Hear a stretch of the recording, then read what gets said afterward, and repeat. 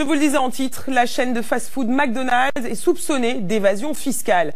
Depuis 2009, le groupe américain aurait transféré plus de 2 milliards d'euros vers ses filiales au Luxembourg et en Suisse sans s'acquitter de ses taxes en France. Le ministère des Finances s'intéresse en particulier au système des franchises qui serait la clé de l'évasion fiscale. Les explications de Marc Fontanel, Jean-Baptiste Bruno et Pauline Bensassi. Il y a en France 1285 restaurants McDonald's. 80% sont des franchisés. Pour avoir le droit d'utiliser le nom et la technique du géant du hamburger, ces franchisés doivent reverser jusqu'à 24% de leur chiffre d'affaires.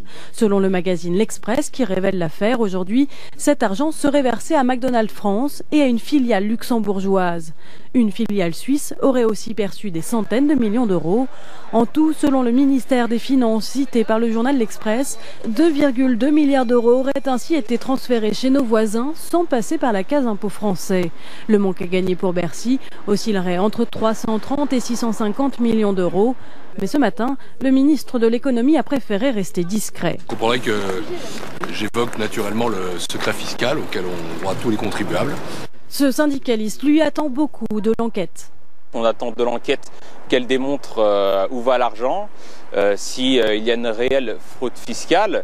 Ce qui est certain, c'est que ce système de redevance qui s'applique à tous les restaurants est extrêmement injuste. Depuis des années, McDonald's a instauré un système de flux financier qui empêche tout restaurant de réaliser un bénéfice net.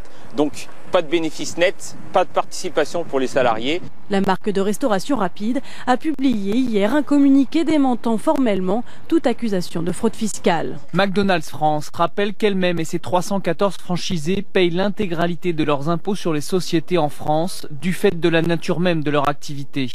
L'enseigne et ses franchisés se sont acquittés d'1 milliard d'euros d'impôts sur les sociétés depuis 2009. Le 15 octobre dernier, des agents du fisc auraient mené une perquisition au siège français de l'enseigne.